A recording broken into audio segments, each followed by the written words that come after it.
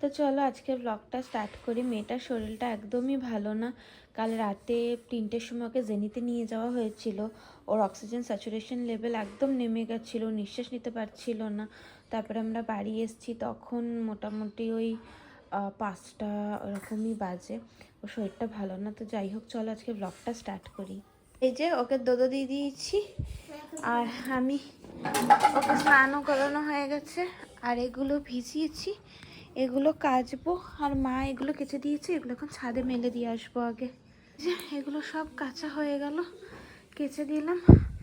মা আছে, মা রান্না করছে। আজকে রান্নার টেনশন নেই, ওই জন্য এতগুলো একবারেই কেচে দিলাম। মা ঘুমাচ্ছে। আমাদের সবার অবস্থা খুব খারাপ। কালকে আমরা সারা রাত সবাই জাগা, কেউ ঘুমাইনি। মা এখন ঘুমাচ্ছে, আমি তো একটু রেস্ট নিয়েছি, আমি পরে শোবো আবার। আমি একটু বলে দিই, যারা আমাকে অর্ডার দিয়েছো, আমার সবার অর্ডার ডেলিভারি করতে টাইম লাগবে, কারণ মেয়ের খুব শরীর খারাপ। কালকে মেয়ের অক্সিজেন স্যাচুরেশন লেভেল একদম নেমে গেছিলো। জেনিতে গিয়ে ওকে অক্সিজেন দিতে হয়েছে, নিমোলাইজার দিতে হয়েছে। তোর এখন শরীরটা যতক্ষণ না ভালো হবে আমি কাজে বসতে পারবো না। তাই প্রত্যেকের অর্ডার ডেলিভারি করতে আমার টাইম লাগবে, প্লিজ কিছু মনে করো না।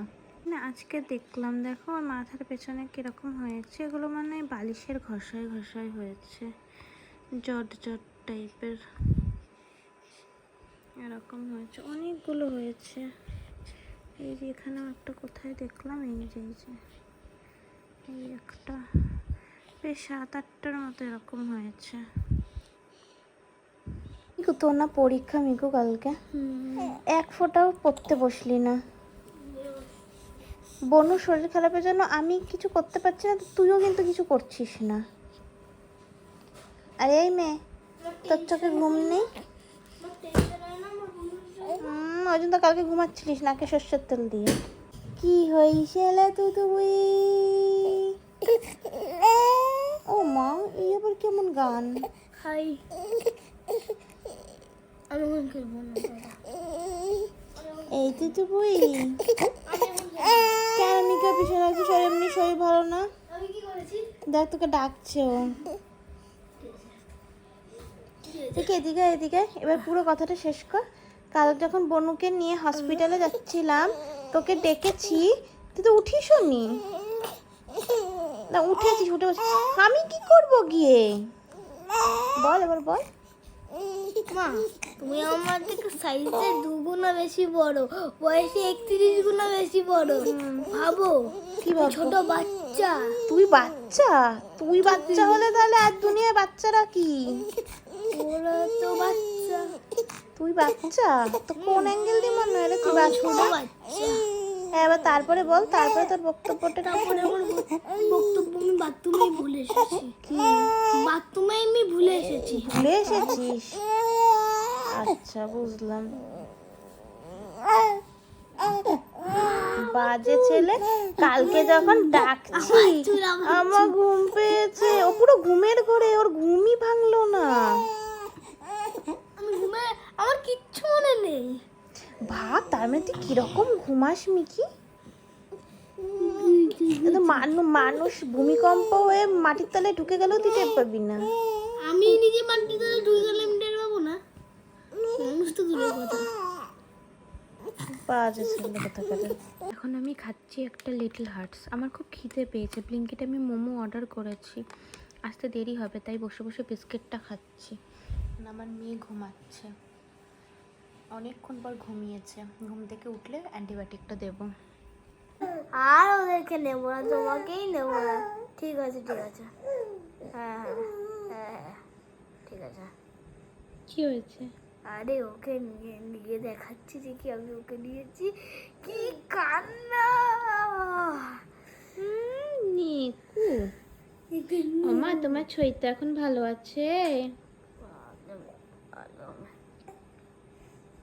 পুরো ঘুমিয়ে পড়েছিল, আবারও শ্বাসকষ্টটা হলো, আবারও উঠে গেল। মেয়েটা খুব কষ্ট পাচ্ছে কালকের থেকে।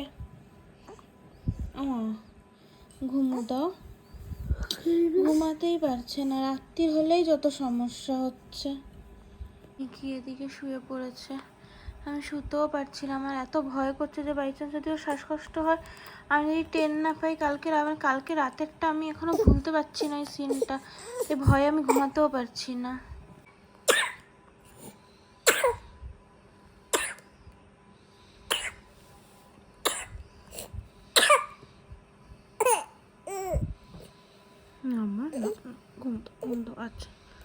ঘুমোতো। তো এখন বাজে রাত্রির 3:50, ঘুমে আমার চোখ ভেঙে আসছে, কিন্তু ওকে আমি কোল থেকে নামাতে পারছি না, কারণ ও নিচে শুলো, নিঃশ্বাস নিতে পারছে না, সে আবার কালকের মতো শুরু হচ্ছে। তাই আমি কোলেই রেখেছি মাথাটা একটু উঁচু করে, তাহলে ও নিঃশ্বাস নিতে পারছে। আসলে বাচ্চার শরীর খারাপ হলে না সব থেকে বড় কষ্ট মায়েরই হয়, আর কারোর হয় না, কারণ মায়েরা পারে না যে রেখে ঘুমিয়ে পড়বো, হয় না মায়েদের দ্বারা। পিঠ কোমর এক হয়ে গেছে, পিঠ কোমর যন্ত্রণায় ফেটে যাচ্ছে আমার। কালকে রাত জাগা, আজকেও রাত জাগা, সে ঠিক আছে, তাতে কোনো অসুবিধা নেই। আমার মেয়েটা শুধু তাড়াতাড়ি সুস্থ হয়ে যাক, আমার ভালো লাগছে না ওকে এরকমভাবে কনস্ট্যান্ট কাশছে ও। কী করবো না কিছু বুঝতে পারছি না আমি। আজকে সারাদিন কেশেছে, কিন্তু এরকম ঘন ঘন কাশেনি। এই যেই রাতটা হলো ওর কাশিটা শুরু হয়ে গেল, শ্বাসকষ্টটা শুরু হয়ে গেল। সারাদিন ভালোই ছিল, আমার না জাস্ট ভালো লাগছে না কিছু।